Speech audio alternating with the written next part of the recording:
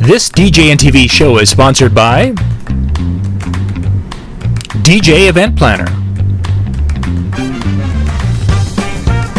Electra Voice, DJ Trivia and DJ Bingo, ProX Direct, Odyssey Cases, Perfect Portals, Instant DJ Requests, and our DJNTV Insiders. This is John Young from DJNTV. Thanks for watching.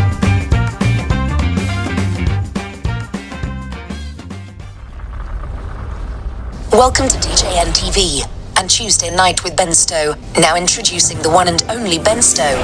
Yeah, baby. Yeah.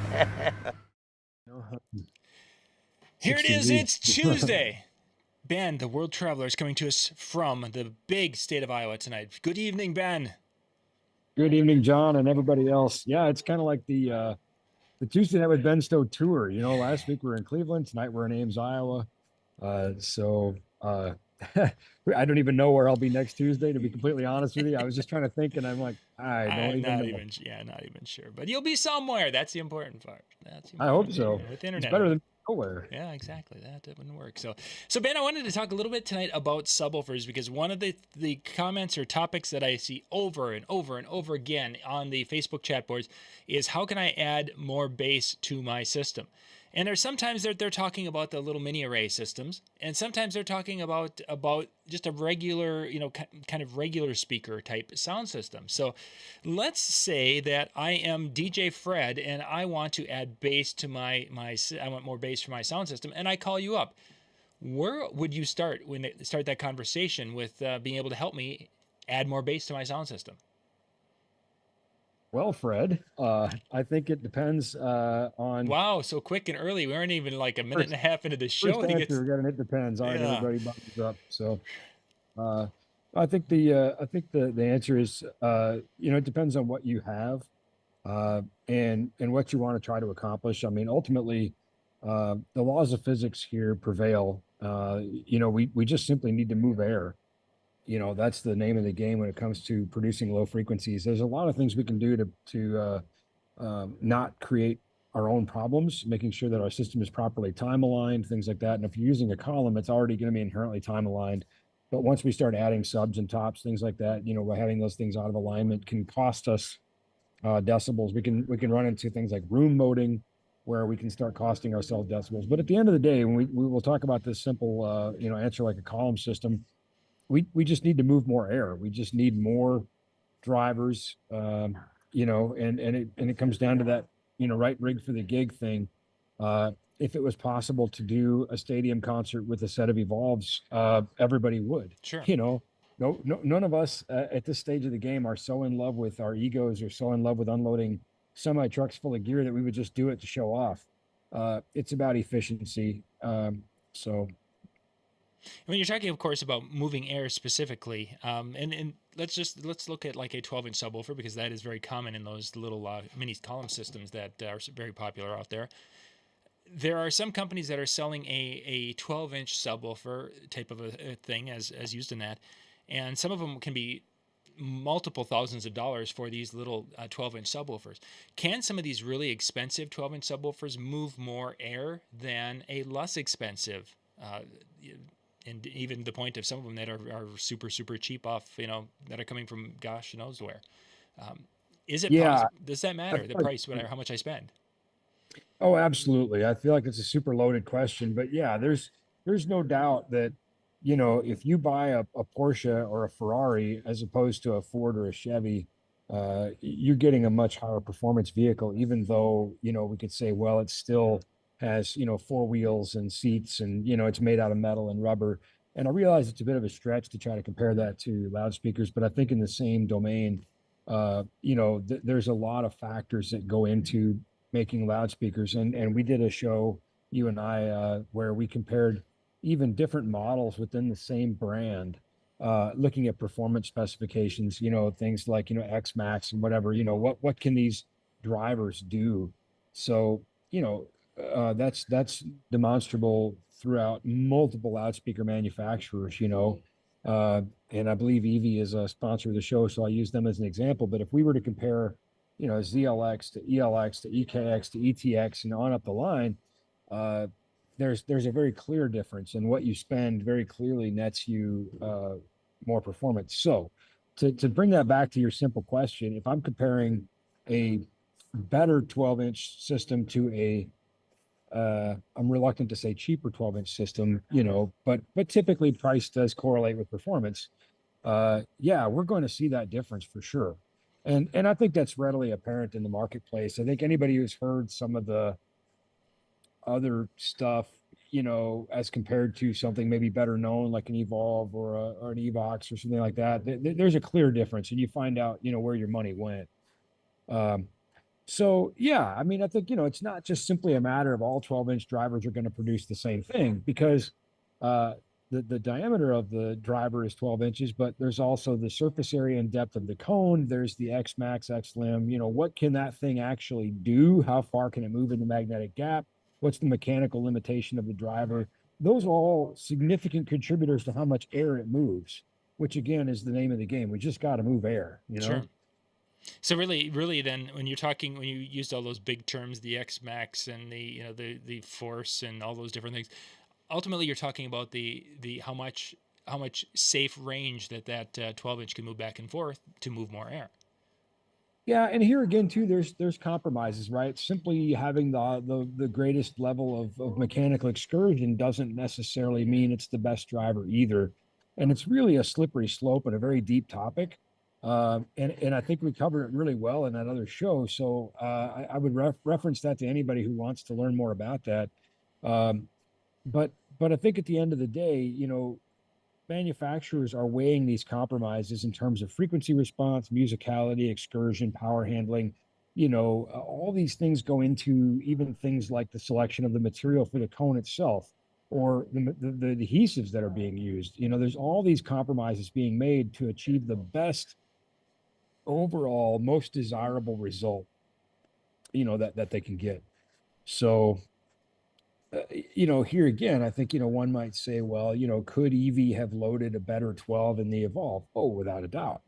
To what end though, right? They're already weighing a lot of compromises here in terms of, weight, price, performance, power handling, musicality, so on and so forth. So, at the end of the day, they engineered what they feel is the right solution. Now, I know, like you, a lot of people have said, I want more bass. I want to rattle windows for blocks. Mm-hmm. Well, really, that's not what the column systems were designed to do from the get.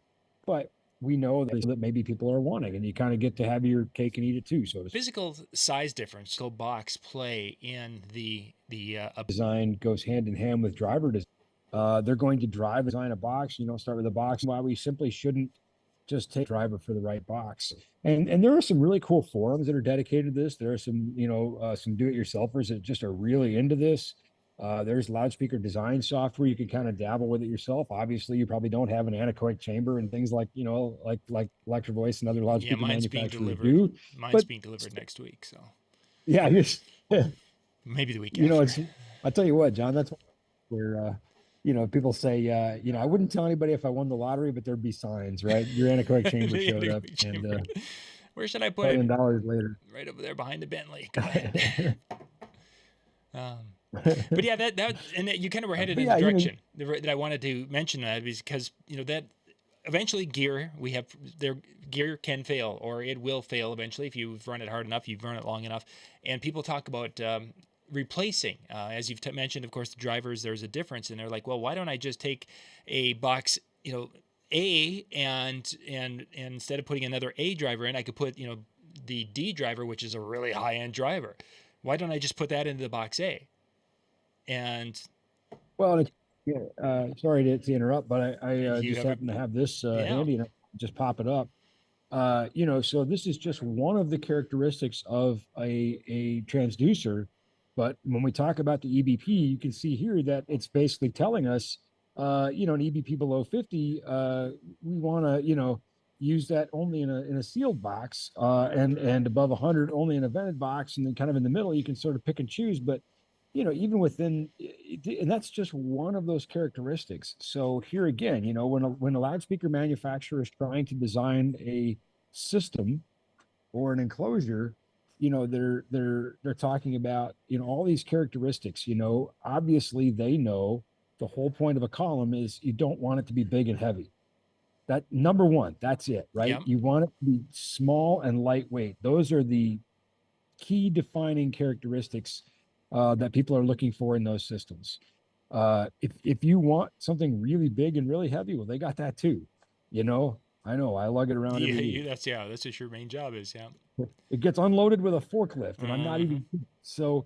I mean, but it does the things that I want it to do, which is to move a lot of air, to rearrange your internal organs. Right. So engineering being the theories of trade-offs. So then when you were showing that, let's for the people who are not kind of maybe fuzzy, you mentioned a sealed box there and a vented box. What does that mean? I think the simplest way to say that is imagine a sealed box is just exactly as the name implies, sealed. So every hole is filled. That the speaker goes in a hole and that fills that hole, and there are no other holes, right? In a vented box or ported box, we have holes, places for air to move through. I mean, again, I'm trying to find a way where it's like, describe a word without using it in the sentence. Oh, okay. It's kind of like that. Well, a vented box has fence. But if we look at, let me see if I can find a picture of a speaker. I think this is just going to be worth the effort to do it. See if I can find one without the grill on, and we'll just, golly.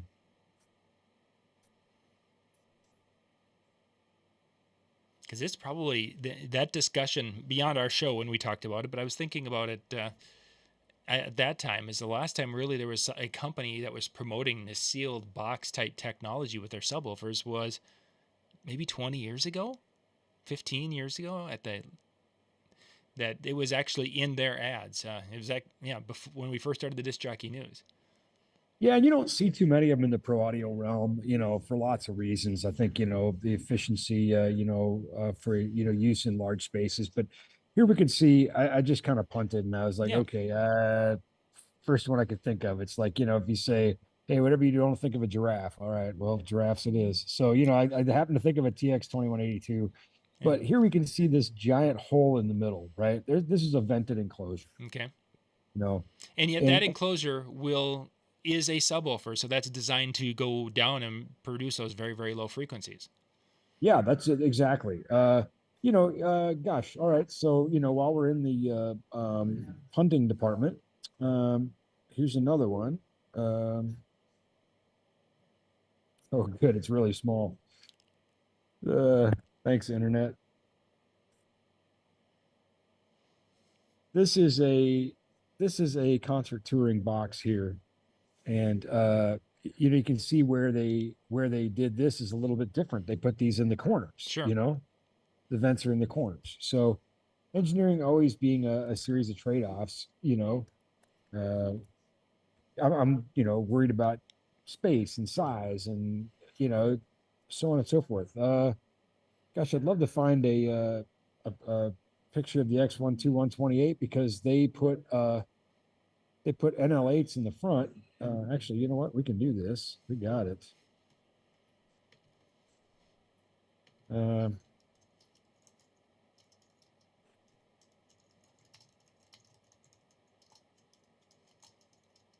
anybody thought this show was heavily scripted, they now know that's not the case. So, okay, so this is the X12128, and what you can see is this doesn't have vents in the corners because we have NL8s in the corners here. Mm-hmm. So obviously these vents exist in a different spot, right? As opposed to what we saw a second ago, which was the X sub. So, here they've decided that they want to put these NL8s in the front. Now, you might be asking, why would there be NL8s in the front? Don't we normally plug our speakers in the back?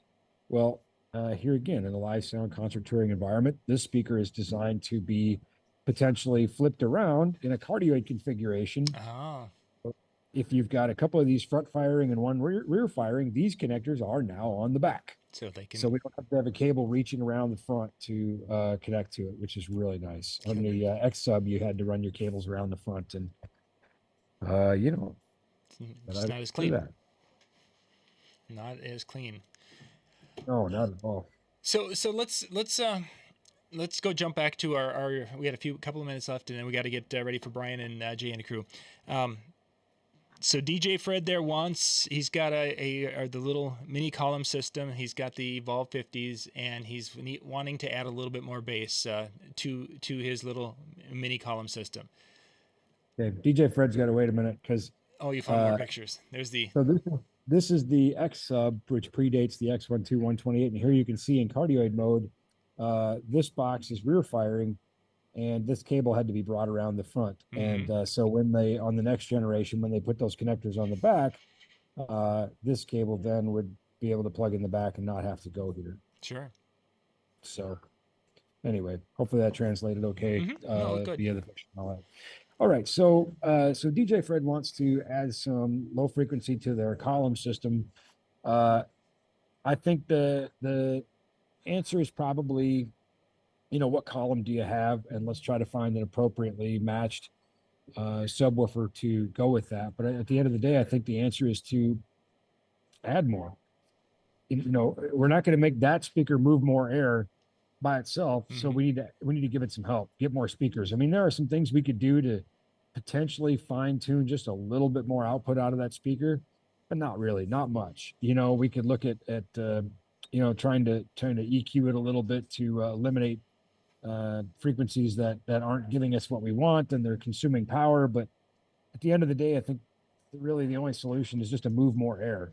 So, for example, like I said, if you've got a Evolve 50 and you want to add some bass, I would say like an ELX 12 SP or an EKX 15 SP would be good companion speakers for that. And similarly, if you have a DB Tech or an RCF or something else, we would look at some of the products that they offer that would make excellent companions. Somebody just asked about if you are adding a sub to your little column system like that, are you going to need to add an additional crossover to be able to divide the frequencies up between the sub and the? No, well, it depends. So in the two subs that I mentioned a second ago, they have crossovers built in. So you don't need to worry about having a, high pass or low pass. The column is going to run as a full range, and you're going to give a full range signal to the subwoofer, and it's going to already have a crossover built in. So it's going to already do what it's supposed to do. Here's a really good example of what that might look like. Let's see if I can find this data for you real quick. So this is a no name mentioned anyway. It's a brand name speaker. I just can't say what it is. And here you can see this is the raw frequency reproduction of that sub driver. So we can see that sub driver is actually producing frequencies, really way up here, up to, 3K, 4K. So those aren't frequencies we want. So when we apply the EQ that goes with the box when it ships, right? So when the manufacturer puts in their stuff, it changes and it actually looks like I can't do it. There, it looks like that. So that crossover is already baked in, is my point. Sure. So this is the frequency response of these boxes after the DSP has been applied, the manufacturer puts in it. You can see what a significant difference, right? So no, in most cases, you don't need a crossover. But again, I can't give you a blanket answer because it really does depend on the product we're talking about. Certainly, and there are many different products out there that DJs have had a lot of success with. And it's one of the situations, I think, we get back to it, is that when they're looking to do something, improve, change, what have you, the best is just to call and talk and spend some time in getting that information so you can get the right stuff. Yeah, not a sales pitch by any means, but it is, because these are not necessarily simple answers. and they're situational, and the context of the situation really matters. The context of what you own really matters, and the context of what you are trying to accomplish really matters. So I do think it really, the best solution is to give us a call, or if you have a dealer that you trust that is equally knowledgeable about, actual systems engineering, yeah, reach out and have that discussion and say, here's what I'm trying to accomplish, and here's what I have. What's going to work for me? And I know that we can successfully guide our customers to those solutions because we do it all the time. Do you happen to know off the top, do the EV subs that we've mentioned so far, the 12 and the 15, do they have a high pass filter output? They do not, because it's not needed. Because their top boxes also have that software built in. So you set the crossover in the top. You go into, for example, an EKX 12P, and you say, "Hey, I have the EKX 15 SP sub," and it already takes care of it for you. And you're set to go. So yeah, the subs don't have a high pass out, uh, and you don't need that. You similarly don't need it for the column because you want to run the column in full range anyway. The column has a sub, so let the column do what the column does, and we're just going to give that sub a little bit more help. Again, very important to make sure that our subs are aligned so that they're working together. Don't just stick one over here and one over there and hope for the best.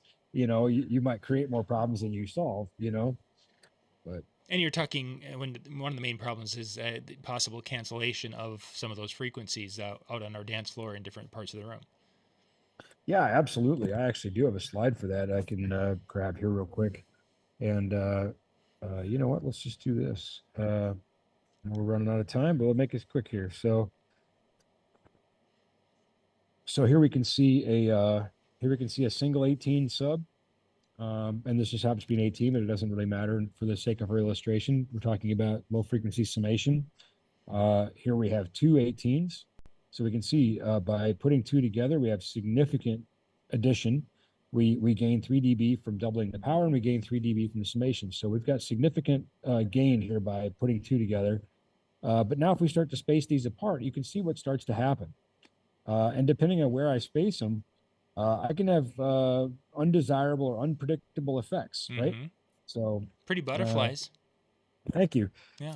That is, also, front and back. Now, sometimes we do that on purpose. I will deliberately stagger subs in sort of a slightly arc shape when I do live shows sometimes. Because it helps me to smooth the pattern over a listening area. We're sort of creating a deliberate gradient array or sort of putting in acoustic delay without electronic delay by moving those drivers back a little bit. I have a really cool document. If anybody really wants to just go bananas on this, I have a really cool paper that was written. I didn't write it, but I'm happy to share it with you. And it talks about all kinds of things, end firing arrays and all kinds of subwoofer arrays, where if you really want to take a deep dive down the rabbit hole into where Alice and the Mad Hatter and the Rabbit talk about subwoofers, because this is way down the rabbit hole. But I think I got most of those Alice in Wonderland references right. You pretty much did. Yeah, I think so. Yeah. A non-Star Wars reference. I'm still a little bit off from that. I'm just saying. Yeah, I was clearly out of my element there. I should stick to what I know. So anyway, if you want to go, this would be kind of like when Luke goes into the cave at Dagobah, maybe would be. Anyway, it doesn't matter. So if you want this document, just message me and I'll send it to you. And it's a pretty cool read. And you start thinking, wow, I had no idea you could do that with subwoofers. We got one. We're going to take one last question. We're going to wrap up. Durwood asked about having 4 ELX 218 SP for the subs, and wondering if they would work for 300 people with 100 people on the dance floor. Let's take it a little bit different. If I have 4 subs and I want to get the maximum amount of bass out of these 4 subs that are all the same sub, what would you recommend as just some quick methods to get the most out of those 4 in our application? Well, I think the first answer to his question, as he asked it, was, yeah, I think you're going to be okay with that. But again, that it depends, right? What is the expectation? Is this an EDM show? If it is, maybe not. But to answer your question, the way you phrased it, John, summation is key. Getting those subs together is key. Now, this is also in that document I was just talking about, and I think that I didn't catch the name of who asked the question, so I apologize. Durwood, I believe. Sherwood, yes. Yeah. Sorry, it's very very loud where I'm at right now. So hopefully the algorithm is keeping my voice somewhat intelligible to you, but it's Yep. very loud where I'm at. Um, so this is in that document, and he should reach out and get that document from me because it's pretty cool. But basically, when we start arraying things in a long horizontal line, our pattern actually starts to go vertical. So it's sort of counter to the direction. You think, oh, if I put more subs going this way, my pattern's going to get wider. No, it actually gets narrower. So I guess probably the best overall acoustic array would be to put them in a 2x2 configuration. Mm-hmm. Probably. But there's so many factors here, right? Maybe that's not always possible or practical. Yeah. And having only 4 subs wide is not going to go that crazy with the, narrowing of the pattern. It's not going to be that crazy. But similarly, if you stacked 4 high, your pattern actually get a little bit wider. But like I say, I guess I'm just sort of punting on this and saying, well, I guess the best compromise would be to go 2x2 right in the middle. Mm-hmm. But here again, make sure that your tops and your subs are also time aligned so that at the crossover point, whatever it is, 80, 90, 100 hertz, whatever that crossover point is, you can lose some intelligibility and some power there by not having good alignment. Excellent. Yeah, that's what I was kind of wanting to, how a person, because, there's the traditional way of putting, 2 speakers on one side, 2 speakers on the other side, and put the tops on top of them, or bringing them all together. And again, summation, I think, is the key.